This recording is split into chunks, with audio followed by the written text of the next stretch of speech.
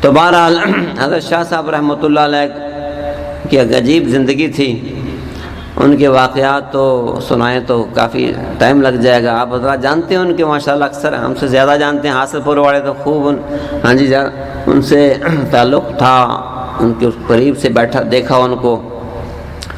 تو ان کی عجیب زندگی تھی. ایک دفعہ میرسی کے علاقے میں تشریف لے گئے تو وہاں واپسی پہ ساتھی بھی حضرت کے مرید بھی ساتھ تھے 2-3. تو واپسی بس پر آنا تھا میرسی سے حاصل پور، تو بس بھری ہوئی تھی. تو حضرت شاہ صاحب رحمۃ اللہ نے فرمایا بھائی میں تو چھت پہ چڑھوں گا. اور باقی مریدوں نے کہا حضرت آپ اندر تشریف لائیں. حضرت نے فرمایا میں تو چھت پہ چڑھوں گا. دیکھ لو بوڑھے آدمی ہیں، ہاتھ میں عصا ہے، سر پہ پگڑی ہے، بزرگ ہیں، پیر ہیں، اور چھت پہ چڑھ گئے. باقی ساتھی اندر چلے گئے.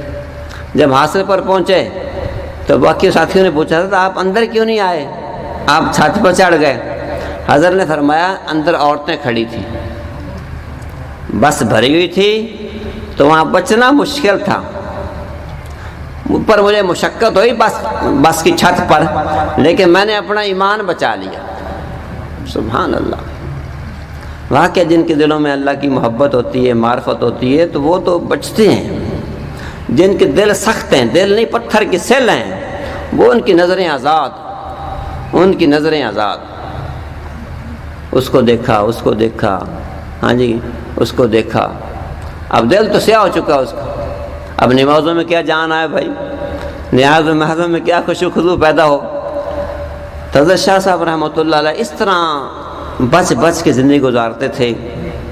ایک دفعہ ان کی اہلیہ محترمہ نے عرض کیا کہ حضرت آپ بازار سے فیڈر لے کر آئیں. ساتھی جو نئے ہیں چلو وہ بھی ہمارے اکابر کے واقعات سنیں، کچھ تازگی ہو، اس سے بڑا فائدہ ہوتا ہے. تو اہلیہ نے عرض کیا کہ فیڈر لے کر آئیں. سبحان اللہ. بچے کو دودھ لگوانا ہے، چونکہ گھر کا سودا سلف خود لے کے آنا یہ ہمارے نبی کی پیاری سنت ہے.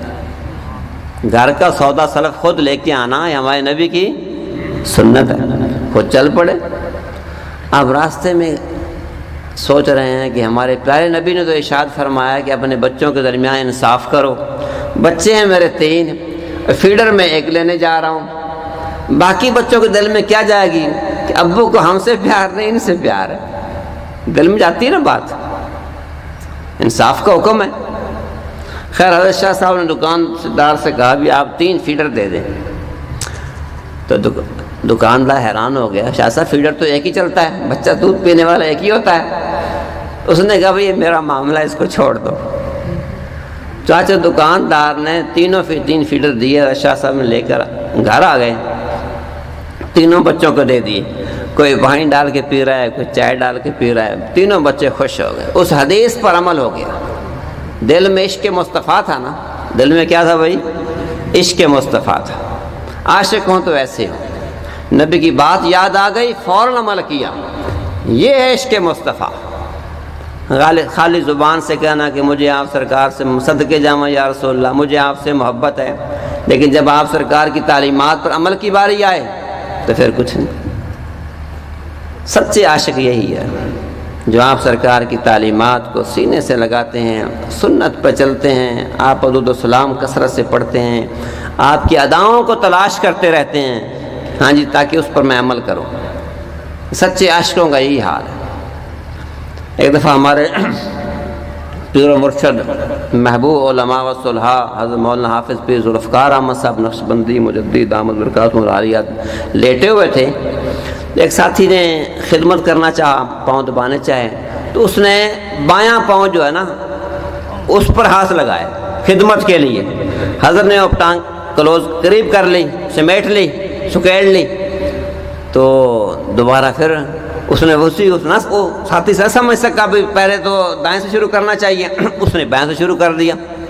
تو اس طرح یعنی ہمارے جو اللہ والے ہوتے ہیں وہ ایک ایک سنت کو دیکھتے ہیں. ہمارے سلسلہ عالیہ نقشبندیہ میں زیادہ سلوک طے کرایا جاتا ہے، وہ اتباع سنت سے کرایا جاتا ہے. ہمارے سلسلے میں شرک و بدعت کی ملاوٹ نہیں ہے. شرک و بدعت کی ملاوٹ نہیں، خالص اتباع سنت ہے. الحمدللہ جتنے آپ دیکھتے ہیں جھنگ میں کتنے ہمارے شیخ کا فیض کہاں کہاں پہنچا ہوا ہے، یہ صرف کیا ہے؟ اتباع سنت کی برکت ہے، اللہ کی محبت، اللہ کے نام کی برکت ہے۔ باقی صحابہ کرام بھی بیعت ہوتے تھے۔ آج بعض لوگ کہتے ہیں سارے پیر پھدن دی لوڑ کوئی نہیں سائیں، ساڑھے پیر نبی پاک ہیں۔ ساڑھے پیر کون ہیں بھائی؟ کیا کہتے ہیں آگے سے؟ ساڑھے پیر نبی پاک ہیں، سانو پیران دی لوڑ کوئی نہیں۔ صحابہ کرام بھی بیعت ہوتے تھے۔ اب بتاؤ زمانہ خیر قرون کا ہے، ہاں جی، صحابہ کرام کی بیعت کا تذکرہ صحیح بخاری شریف کے اندر موجود ہے، اور صحابیات بھی بیعت ہوتی تھیں۔ زمانہ آپ سرکار کا ہے، خیر کا زمانہ ہے، تو صحابیات بھی بیعت ہو رہی ہیں۔ ان کی بیعت کا تذکرہ قرآن مجید کی سورہ ممتحنہ کے اندر موجود ہے۔ آپ بتاؤ، قرآن پاک میں آتا ہے اعوذ باللہ من الشیطان الرجیم یا ایھا النبی اذا جاءک المؤمنات، اے نبی صلی اللہ علیہ وسلم، جب آپ کے پاس ایمان والی عورتیں آ جائیں، دیکھو مومنات فرمایا، جب آپ کے پاس ایمان والی عورتیں آ جائیں، یہ اسلام قبول کرنے کے نہیں آئیں، وہ تو پہلے مومن آئے، یہ بیت اسلام نہیں، وہ تو پہلے مومن آئے، صحابیاں ہیں پہلے ہی۔ یہ جو آ رہی ہیں کیوں آ رہی ہیں؟ یبایعنک، آپ سے بیعت کرنے کے لیے آ رہی ہیں۔ کس بات پر؟ الا اللہ یشرکن باللہ شیئا، ہم شرک نہیں کریں گی، ولا یسرقن، نہ چوری کریں گی، نہ اور اپنے ناموس کی بھی حفاظت کریں گی، عزت کی حفاظت کریں گی، اور کسی معروف کام میں آپ کی نافرمانی بھی نہیں کریں گی، اور بہتان کسی پر نہیں لگائیں گی۔ مطلب یہ ہے کہ توبہ طائب ہونے کی نیت سے آپ کے پاس آ رہی ہیں۔ توبہ کہ ہمارے اہل اللہ جو ہے مشائخ اعظام مریدوں سے بیعت لیتے ہیں، بیعت توبہ کلمات پڑھاتے ہیں، بیعت توبہ بھی سے کہتے ہیں، بیعت تقوی بھی کہتے ہیں، بیعت طریقت بھی کہتے ہیں اس کو۔ تو خیر و صحابیات جو آ رہی ہیں توبہ کی نیت سے آپ کے پاس آ رہی ہیں، گناہ ہاں جی توبہ طائب ہونے کے لیے، اے میرے محبوب فبایعہن، آپ ان سے بیعت کر لیں، آپ ان سے بیعت کر لیں۔ اب دیکھو نا قرآن پاک تو قیامت تک رہے گا۔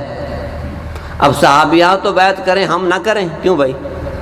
صحابیات تو بیعت کریں ہم نہ کریں، وہ زمانہ خیر کا تھا، اب زمانہ کون سا زمانہ بھائی؟ فتنوں کا زمانہ ہے، نفسانیات خواہشات کا دورہ ہے۔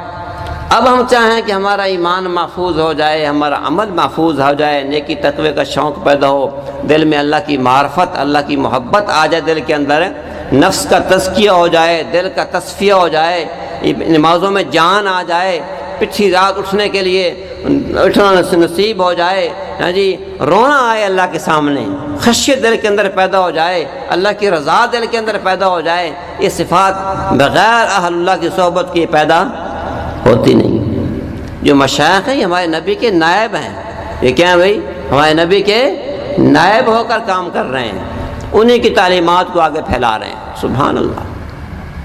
اب صحابیات بیعت فرما رہی ہیں، بیعت کر رہی ہیں، تو آپ سرکار کے بعد آپ سرکار کو اللہ جل شانہ فرما رہے ہیں فبایعہن، آپ ان سے بیعت کر لیں، سبحان اللہ۔ آگے فرمایا واستغفر لہن اللہ، آپ ان کے لیے استغفار بھی کریں۔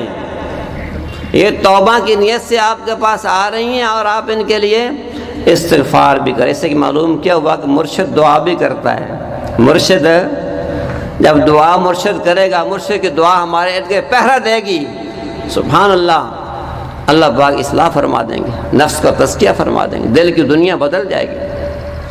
فرمایا واستغفر لہن اللہ، آپ ان کے لیے استغفار بھی کریں۔ ایسا پھر مجھے کیا پائیں گے؟ ان اللہ غفور رحیم، بے شک اللہ تعالیٰ بخشنے والے ہیں اور رحم فرمانے والے ہیں۔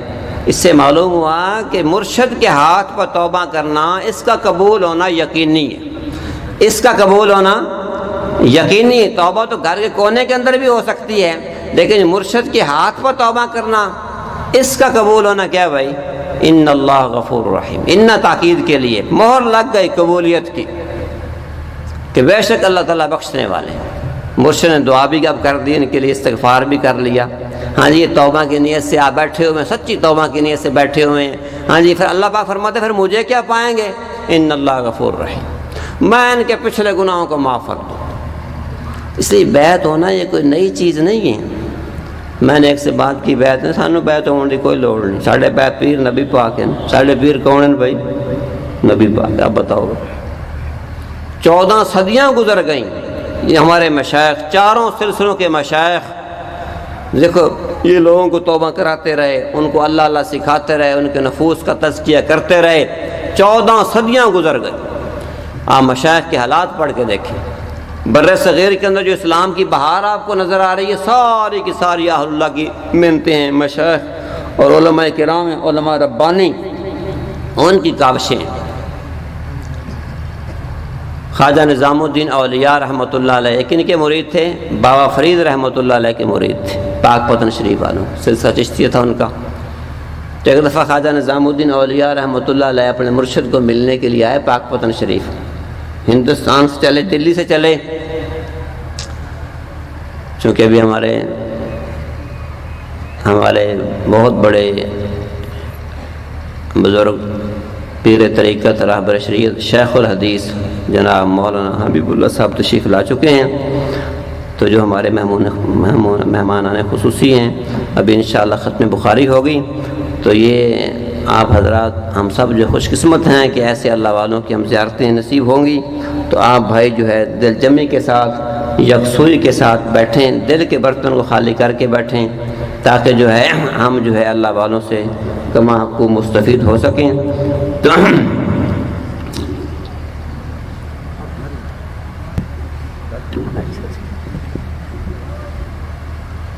اچھا، تو اللہ والوں کی کو دیکھنا بھی ثواب ہے، اللہ والوں کی زیارت کرنا یہ بھی عبادت ہے۔ تو میں عرض کر رہا تھا خواجہ نظام الدین اولیاء رحمۃ اللہ علیہ دلی سے چلے، آنا تھا پاک پتن شریف بابا فرید رحمۃ اللہ علیہ کو ملنے کے لیے، اپنے مرشد کو ملنے کے لیے۔ تو ایک ہندو سے گھوڑا کھچر کرائے پہ لے لیا، ہندو بھی ساتھ چل پڑا۔